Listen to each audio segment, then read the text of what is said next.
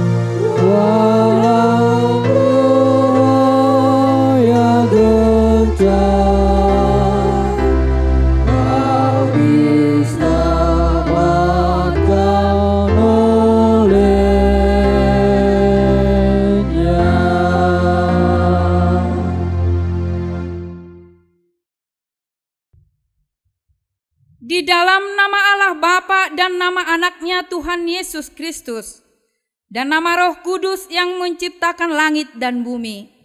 Amin. Dan mengucap syukur dengan sukacita kepada Bapa yang melayakkan kamu untuk mendapat bagian dalam apa yang ditentukan untuk orang-orang kudus di dalam kerajaan terang. Ia telah melepaskan kita dari kuasa gelap dan memindahkan kita ke dalam kerajaan anaknya yang kekasih. Haleluya. Haleluya.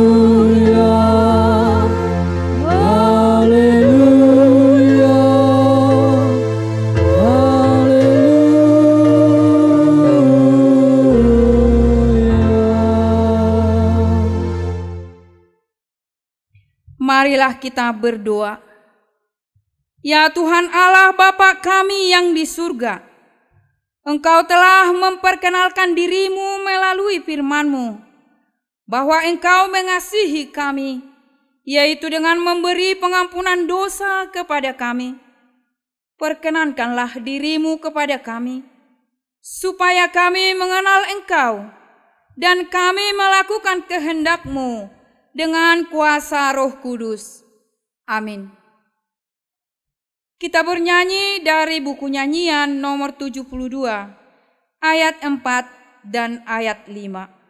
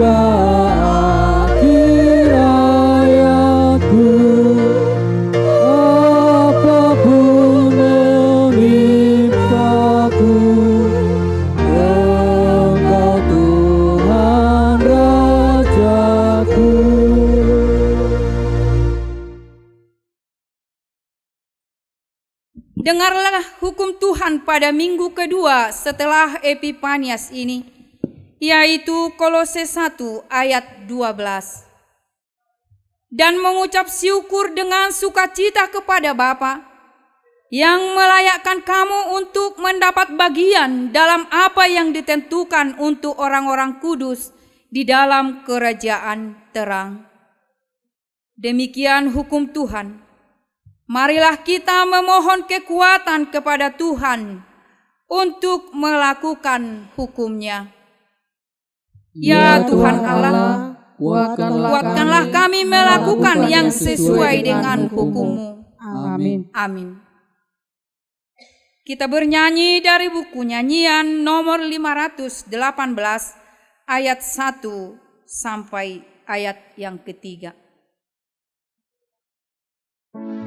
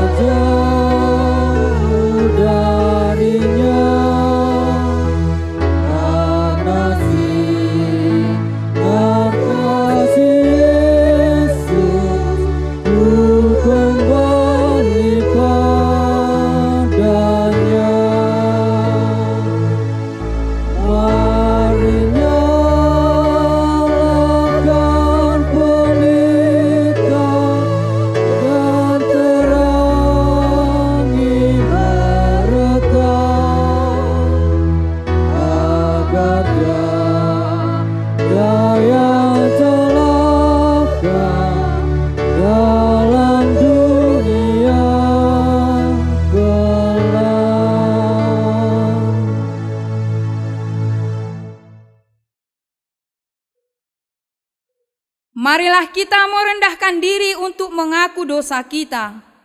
Kita berdoa. Ya Tuhan Allah Bapa kami yang Maha Kuasa, kami berseru dan memanggil nama-Mu, karena kami susah dan gelisah mengingat segala dosa dan kejahatan kami.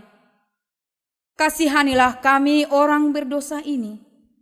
Ya Tuhan Yesus Kristus, Engkau telah datang ke dunia menjadi manusia, mati dan bangkit kembali, serta naik ke surga untuk membela dan menyelamatkan kami. Kasihani dan kuatkanlah iman kami untuk bersyukur kepadamu. Ya Roh Kudus, penghibur orang yang berduka, sembuhkanlah segala penyakit dan penderitaan kami karena dosa. Tinggallah bersama kami agar kami senantiasa bergembira dan penuh gairah melakukan kehendak-Mu. Engkaulah sumber pengasihan dan pengampunan. Janganlah lupakan kami. Dengarlah doa permohonan kami ini, ya Allah Bapa, Anak dan Roh Kudus. Amin.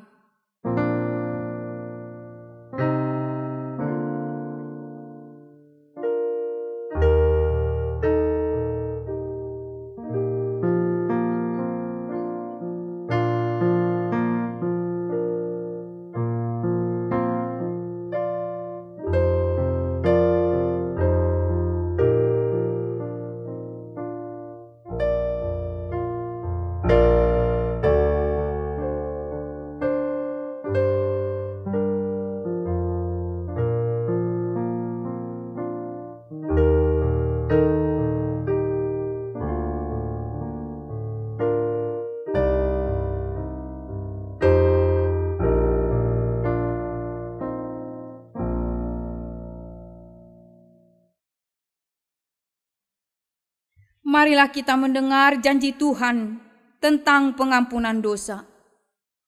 Tetapi Dia tertikam oleh karena pemberontakan kita. Dia diremukkan oleh karena kejahatan kita. Ganjaran yang mendatangkan keselamatan bagi kita ditimpakan kepadanya. Dan oleh bilur-bilurnya kita menjadi sembuh. Kemuliaan bagi Allah di tempat yang maha tinggi.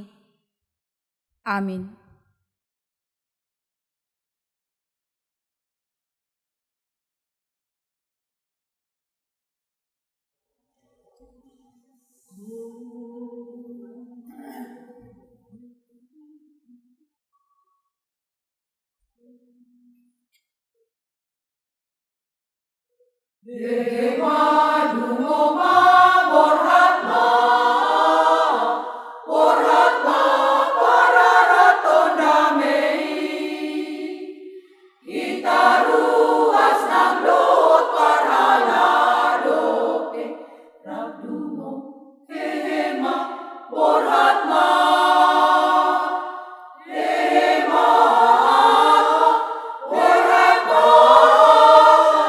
Borhatma, Pararatona.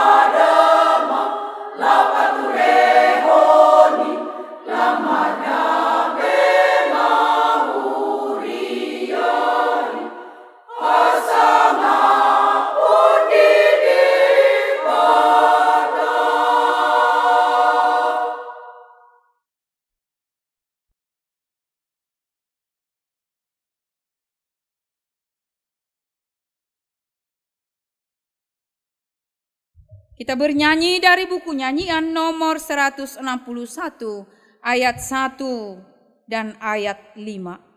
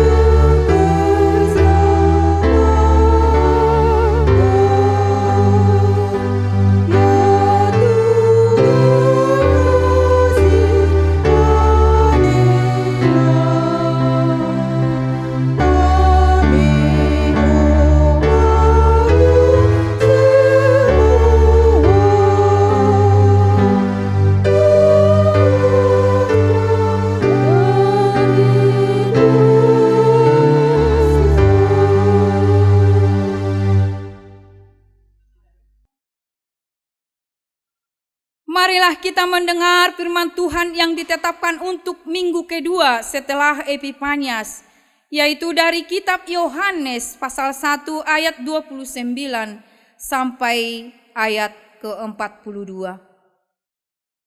Pada keesokan harinya Yohanes melihat Yesus datang kepadanya dan ia berkata, "Lihatlah anak domba Allah yang menghapus dosa dunia." Dialah yang kumaksud ketika kukatakan, kemudian daripadaku akan datang seorang yang telah mendahului aku, sebab dia telah ada sebelum aku.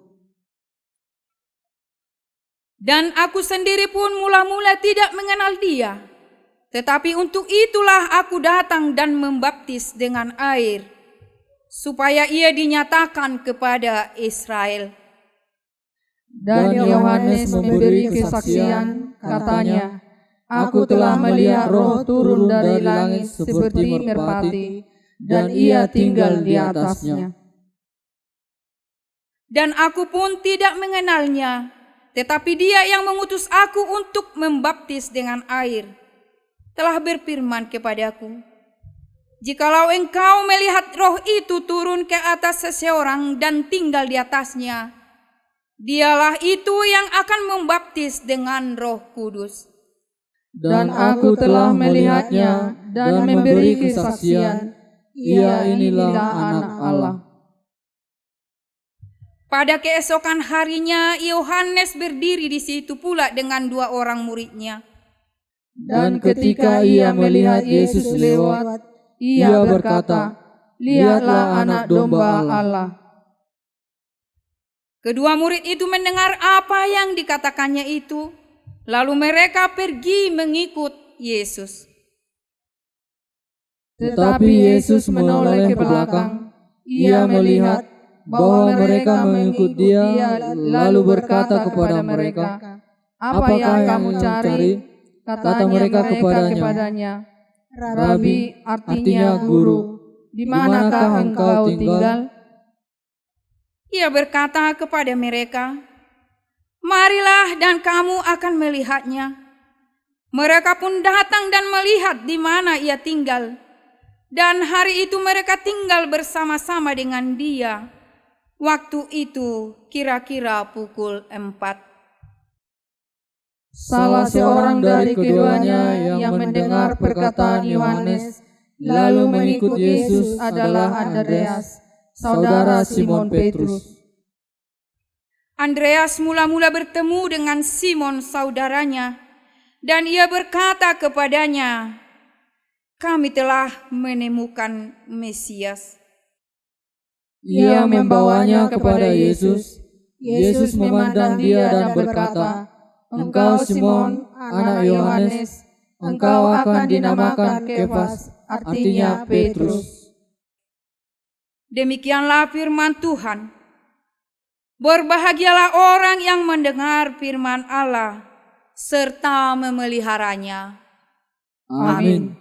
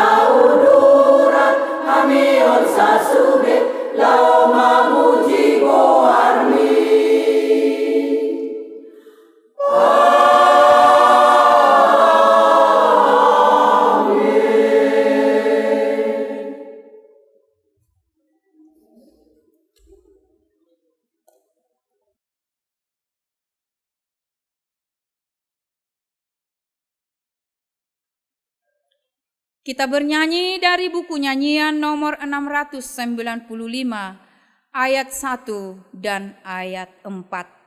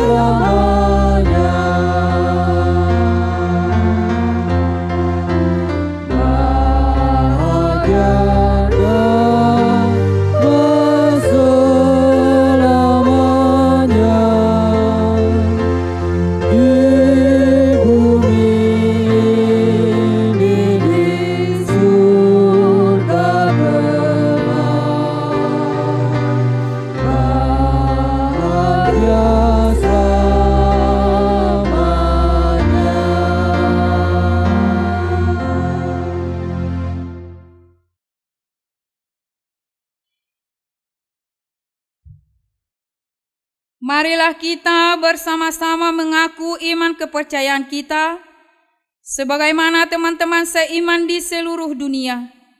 Kita bersama-sama mengucapkannya. Aku percaya kepada Allah Bapa yang Maha Kuasa, Khalik langit dan bumi.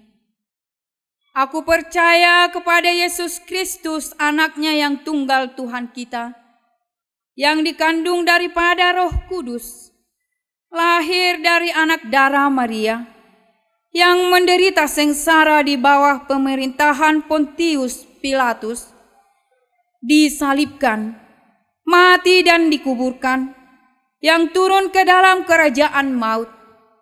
Pada hari yang ketiga bangkit pula dari antara orang mati, naik ke surga, duduk di sebelah kanan Allah Bapa yang Maha Kuasa. Dari sana akan datang kelak untuk menghakimi orang yang hidup dan yang mati. Aku percaya kepada Roh Kudus dan adanya satu gereja yang kudus, persekutuan orang kudus, pengampunan dosa, kebangkitan daging, dan hidup yang kekal. Amin.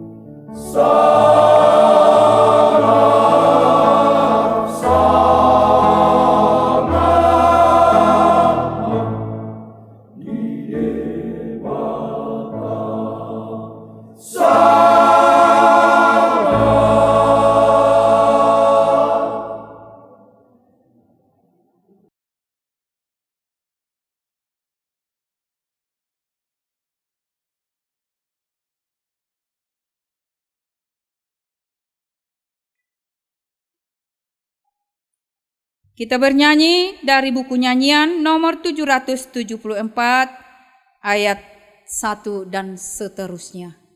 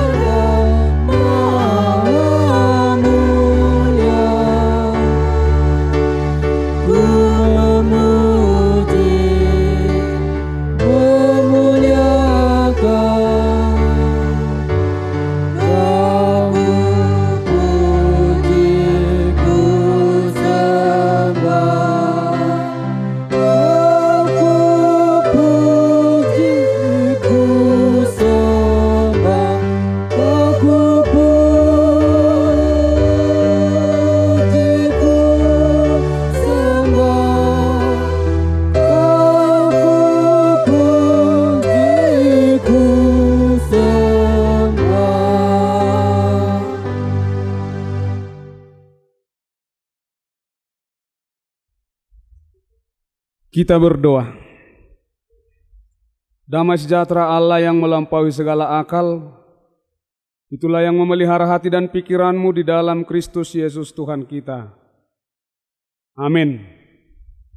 Bapak, Ibu, saudara-saudara yang saya kasih di dalam Kristus Yesus, firman Tuhan yang menyapa kita di minggu kedua setelah Epifanias tertulis dalam kitab Yesaya pasal yang ke-49 ayat 1 sampai dengan ayat yang ke-7. Beginilah bunyinya. Hamba Tuhan sebagai terang di tengah-tengah segala bangsa. Dengarkanlah aku, hai pulau-pulau, perhatikanlah, hai bangsa-bangsa yang jauh. Tuhan telah memanggil aku sejak dari kandungan, telah menyebut namaku sejak dari perut ibuku. Ia telah membuat mulutku sebagai pedang yang tajam dan membuat aku berlindung dalam naungan tangannya. Ia telah membuat aku menjadi anak panah yang runcing dan menyembunyikan aku dalam tabung panahnya. Ia berfirman kepadaku, Engkau adalah hambaku Israel, dan olehmu aku akan menyatakan keagunganku. Tetapi aku berkata, aku telah bersusah-susah dengan percuma, dan telah menghabiskan kekuatanku dengan sia-sia dan tak berguna. Namun, hakku terjamin pada Tuhan, dan upahku pada Allah. Maka sekarang firman Tuhan, yang membentuk aku sejak dari kandungan untuk menjadi hambanya, untuk mengembalikan Yakub kepadanya, dan supaya Israel dikumpulkan kepadanya, maka aku dipermuliakan di mata Tuhan, dan Allahku menjadi kekuatanku, firman-Nya. Terlalu sedikit bagimu hanya untuk menjadi hambaku, untuk menegakkan suku-suku Yakub, dan untuk mengembalikan orang-orang Israel yang masih terpelihara. Tetapi aku akan membuat engkau menjadi terang bagi bangsa-bangsa supaya keselamatan yang daripadaku sampai ke ujung bumi. Beginilah firman Tuhan penebus Israel, Allahnya yang Maha Kudus, kepada Dia yang dihinakan orang, kepada Dia yang dijijikkan bangsa-bangsa, kepada hamba penguasa-penguasa.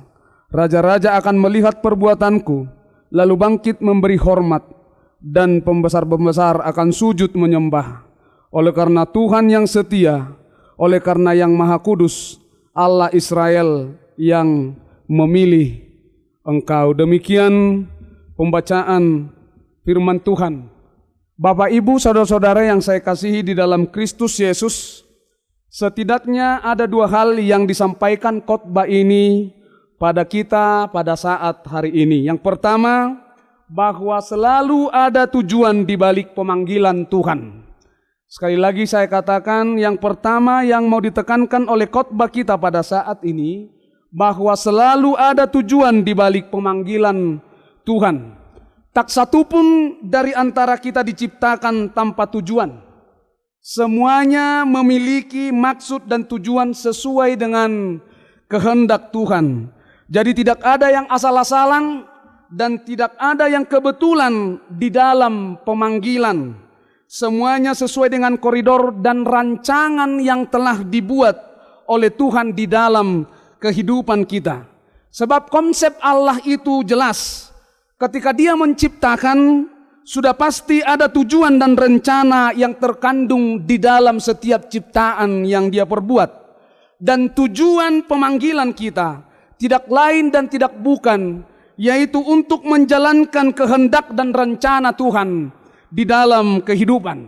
Jadi cukup jelas bahwa kita dipanggil untuk bermisi, bukan untuk berdiam diri. Artinya panggilan kita itu adalah panggilan yang bersaksi dan panggilan yang beraksi. Lalu kita juga dipanggil demi mewujudkan satu tujuan, bukan untuk bermalas-malasan. Artinya Tuhan menghendaki hidup kita berbuah, Tuhan menghendaki hidup kita bekerja di dalam pemanggilan kita, di dalam namanya. Jadi jangan pernah menganggap bahwa kita diciptakan dan dilahirkan tanpa satu tujuan. Sebenarnya dalam setiap panggilan dan pemilihan kita, ada terkandung tugas dan tanggung jawab yang harus kita emban, yaitu menjadi terang dan membawa terang kepada bangsa-bangsa. Jadi sesungguhnya kehadiran kita di bumi ini melalui kelahiran kita memiliki tujuan yang mulia, yaitu menjadi terang dan mewartakan keselamatan bagi orang-orang yang belum mengenal Kristus. Sekali lagi saya mau katakan, tidak ada yang kebetulan di dalam dunia ini, dan tidak ada yang kebetulan di dalam kehidupan ini. Semuanya sudah ditentukan dan semuanya sudah dirancang oleh Tuhan, bahkan semenjak kita di dalam kandungan atau bahkan jauh sebelum dunia ini diciptakan oleh Tuhan. Jadi kita dibentuk dan dirancang Tuhan sedemikian rupa untuk menjalankan misi di dalam kehidupan, mewartakan kasih kepada seluruh dunia, dan juga mewartakan keselamatan kepada seluruh dunia, sehingga keselamatan Kristus bisa menjangkau dunia ini, dan juga dunia ini bisa dipenuhi oleh kasih setia Tuhan. Jadi jangan pernah menganggap dirimu tak berguna, jangan juga pernah menganggap hidupmu sia-sia dan juga tidak memiliki tujuan apa-apa. Ingat, rencana Tuhan besar di dalam hidupmu. Seburuk apapun kehidupanmu sekarang dan seterpuruk apapun kondisimu saat ini, ingatlah, Tuhan masih mengharapkan dan membutuhkan dirimu untuk mewujudkan rencananya di dalam kehidupan ini, yaitu menjadi terang bagi setiap bangsa. Mari kita menyalakan terang kita. Ketika terang kita sama-sama menyala, maka dunia ini tidak akan diliputi oleh kegelapan lagi. Untuk itu bangkitlah, nyalakanlah terangmu, bersinarlah, sebab untuk itulah kamu dipilih dan untuk itulah kamu dipanggil. Dan tujuan terang, dan tunjukkanlah terangmu dengan cara melakukan hal-hal baik di dalam kehidupanmu. Mulailah melakukan kebaikan dan menunjukkan terangmu melalui dan memulainya dari keluarga, lalu lingkungan, di tengah-tengah gereja, dan kepada setiap orang yang membutuhkan kebaikanmu, seperti Yesus yang menunjukkan terang kasih-Nya di dalam dunia ini, di mana Dia datang ke dunia, mati, bangkit, dan hidup demi kehidupanmu dan juga demi kehidupanku. Ingat, dan saya mau tekankan bahwa satu hal baik dari hidupmu itu sudah lebih dari cukup untuk membuat terangmu bercahaya. Sekali lagi saya katakan, satu hal baik dari kehidupanmu itu sudah lebih dari cukup untuk membuat terangmu bercahaya. Apalagi dengan beribu-beribu kebaikan, itu akan membuat dunia ini dipenuhi terang kasih daripada Allah. Oleh karena itu mari berlomba-lomba untuk menunjukkan terang melalui kebaikan-kebaikan kehidupan. Ketika sinarmu terang, maka kasih Tuhan juga akan terang benderang di tengah-tengah dunia ini. Dengan cara seperti itu, bukan hanya terangmu yang bercahaya, tetapi Tuhan juga, Tuhan kita Yesus Kristus juga akan ikut dipermuliakan dan akan ikut disembah oleh orang-orang yang belum mengenal Dia. Mari menunjukkan terang kita, mari menunjukkan kasih setia kita. Dengan seperti itu, kita akan memperkenalkan Kristus kepada orang-orang yang belum mengenal Dia. Dan hal yang kedua yang mau disampaikan oleh khotbah ini kepada kita pada saat ini, yaitu adalah ketika kita dipilih, yang pasti Allah akan memperlengkapi. Sekali lagi saya katakan, nats kita menekankan yang kedua, ketika kita dipilih, yang pasti Allah akan memperlengkapi. Jadi jangan takut ketika engkau terpilih dan dipilih oleh Allah. Apapun keterbatasanmu sekarang, apapun kekuranganmu sekarang, yang pasti Tuhan akan memampukanmu. Dan Tuhan akan memberikan yang terbaik kepadamu dengan caranya sendiri. Jangan batasi pemilihan Tuhan oleh karena kekuranganmu. Jangan batasi pemilihan Tuhan oleh karena keterbatasanmu. Biarkan Tuhan yang memberikan solusi atas keterbatasanmu.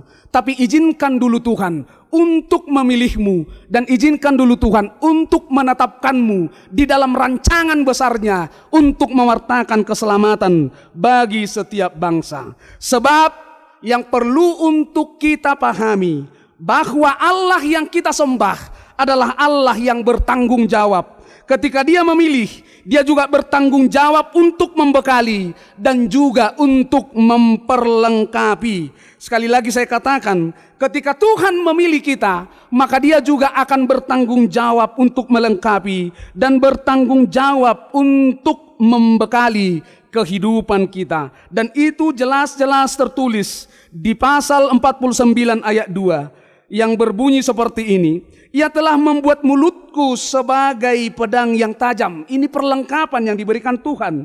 Dan membuat aku berlindung dalam naungan tangannya. Ini penyertaan Tuhan di dalam kehidupan kita. Lalu kemudian kita juga diperlengkapi. Ia telah membuat aku menjadi anak panah yang runcing dan menyembunyikan aku dalam tabung panahnya. Sungguh Tuhan ketika kita memilih, Dia akan membekali, Dia juga akan memperlengkapi kehidupan kita, pelayanan kita untuk mewartakan keselamatan kepada setiap bangsa. Oleh karena itu saya mau mengatakan, jangan pernah takut, terlebih di dalam memasuki tahun 2023. Ketika Tuhan memberikan kesempatan bagi kita untuk memasuki 2023, maka Tuhan juga bertanggung jawab untuk mencukupkan segala kehidupan kita. Tuhan juga bertanggung jawab untuk membawa dan menuntun kita menjalani tahun 2023. Ketika Tuhan mengizinkan kita masuk ke tahun 2023, Tuhan juga serta-merta telah membekali dan memperlengkapi kita dengan segala kekuatan untuk menjalani tahun-tahun 2023 dengan penuh kekuatan yang daripada Tuhan. Oleh karena itu saya mau mengatakan sekali lagi, jangan pernah takut. Di dalam pemilihan Tuhan, hal pertama yang dibutuhkan bukanlah kemampuan, walaupun itu penting. Tetapi yang utama di dalam pemilihan Tuhan adalah kemauan. Ketika engkau mau, maka engkau pasti mampu. Sekali lagi saya katakan, ketika engkau mau dipilih Tuhan, maka kau pasti akan mampu menjalankan segala sesuatunya. Oleh karena itu Bapak, Ibu dan saudara-saudara yang saya kasihi di dalam Kristus Yesus, dengan kuasa Tuhan kita diperlengkapi. Dengan kuasa Tuhan kita dimampukan, baik dalam pelayanan di tengah-tengah jemaat, baik dalam pekerjaan di tengah-tengah pekerjaan kita, maupun di dalam menjalani kehidupan ini. Tuhan mampu dan Tuhan sanggup untuk memperlengkapi kita, menyelesaikan segala sesuatu di dalam kehidupan. Terlebih untuk memperlengkapi kita, mewartakan kasih terang Tuhan dan mewartakan keselamatan bagi seluruh bangsa. Selamat hari Minggu, Tuhan Yesus memberkati. Amin. Kita berdoa. Terima kasih Allah Bapa di sorga yang kami sembah di dalam nama anak-Mu Tuhan Yesus Kristus, atas setiap kesempatan yang boleh Tuhan berikan kepada kami untuk boleh bersekutu, memuji, memuliakan nama Tuhan di hari yang telah Tuhan kuduskan pada saat ini. Firman-Mu telah tertabur di dalam peribadahan kami. Sungguh kami sangat terberkati Tuhan atas setiap renungan firman yang telah Tuhan sampaikan pada saat ini melalui hamba-Mu, di mana kami tidak boleh takut untuk menjalani kehidupan. Kami tidak boleh takut untuk menjalani setiap pelayanan kami. Ketika Tuhan memilih kami, Tuhan sudah memperlengkapi kami dan memampukan kami untuk menjalani segala sesuatunya. Oleh karena itu Tuhan, kiranya roh Tuhan senantiasa bernaung dalam hidup dan pelayanan kami, sehingga kami kuat dan dimampukan untuk menjalankan setiap pelayanan yang boleh kami emban di tengah-tengah jemaat, di tengah-tengah huria, dan juga di tengah-tengah pekerjaan kami. Terpujilah Engkau Tuhan, kiranya kasih setiamu menyertai hidup kami sepanjang menjalani tahun 2023. Kiranya kami dimampukan untuk menjalani segala sesuatunya oleh karena kasih kemurahan Tuhan. Berkati hidup kami, berkati pekerjaan kami, berkati juga pelayanan kami. Biarlah kiranya roh Tuhan menolong kami untuk melakukan semuanya itu menjadi kemuliaan bagi nama Tuhan. Kami serahkan seluruh jemaat Tuhan.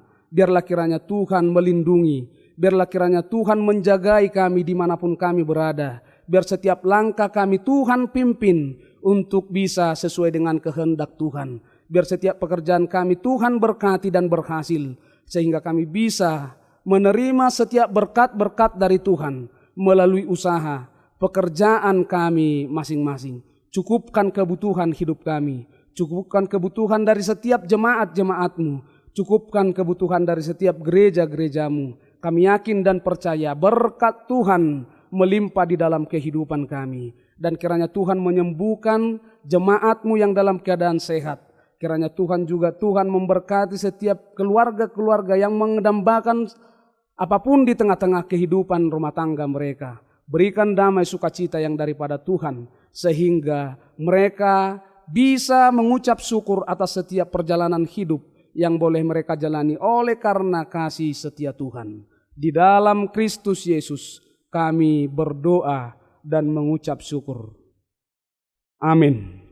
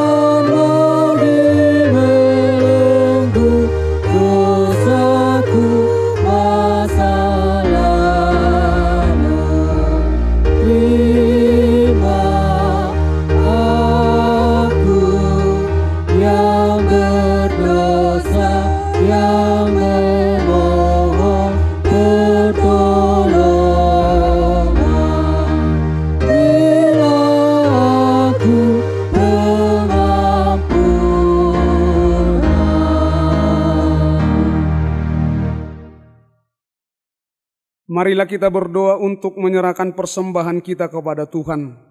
Ya Allah Bapa kami yang di sorga, kami mengaku bahwa Tuhan adalah sumber dari segala karunia yang melimpah dalam kehidupan kami masing-masing. Sebahagian daripada karunia itu, kami serahkan kembali sebagai persembahan kepada Tuhan.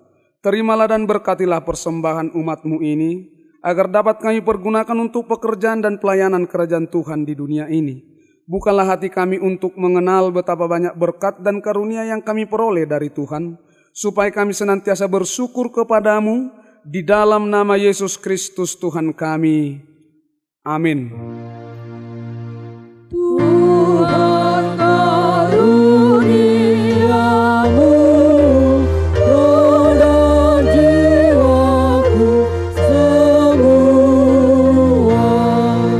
nyawa juga hidupku, harta milikku semua, ku serahkan padamu untuk selama-lamanya. Bapa kami yang di sorga, dikuduskanlah namamu, datanglah kerajaanmu, jadilah kehendakmu di bumi seperti di sorga. Berikanlah kami pada hari ini makanan kami yang secukupnya, dan ampunilah kami akan kesalahan kami seperti kami juga telah mengampuni orang yang bersalah kepada kami. Dan janganlah membawa kami ke dalam percobaan, tetapi lepaskanlah kami daripada yang jahat. Karena Engkau punya kerajaan dan kekuasaan dan kemuliaan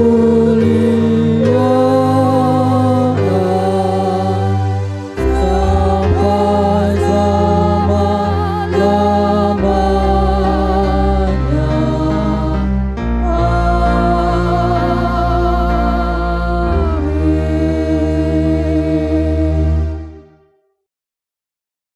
Tuhan memberkati engkau dan melindungi engkau. Tuhan menyinari engkau dengan wajahnya dan memberi engkau kasih karunia. Tuhan menghadapkan wajahnya kepadamu dan memberi engkau damai sejahtera. Amin. Amin. Amin.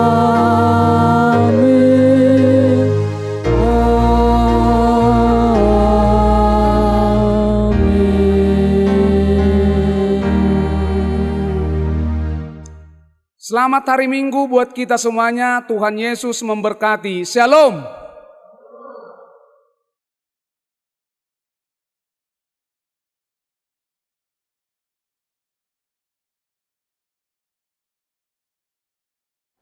Dulu mulanya ada di gereja Puhatonga, gereja HKBP, ada tahun 1900 saja, satu. Tapi sebelum saya terangkan, dulunya Berita Nauli ada di desa Puhatonga, dulu bergereja di Silat Lait, tapi pindah dari Silat Lait ke Butar. Pindah dari Butar, pindah lagi sama Puhatonga, berdiri gereja di desa Pergopulan, tepi Tombak Sijaba, hutan Sijaba. Tapi bukan 1 tahun berdiri, ada musibah, ada angin mencegah gereja itu karena rumputan atapnya. Dari situ pindah ke Lumban Sitogu. Tahun 1903. 1 tahun berdiri di situ karena tambah banyak yang mau mendengar berita Nauli. mupakatlah rakyat penduduk desa Puhatonga yang dipimpin kepala desa hasil rapat supaya di pertengahan desa Puhatonga didirikan gereja.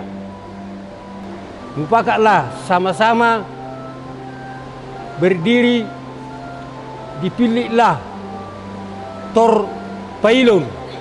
Ini tempat ini, Tor Pailon berdirilah tahun 1904 gereja di desa Puhatonga di Tor Pailon sampai sekarang. Selamat hari Minggu.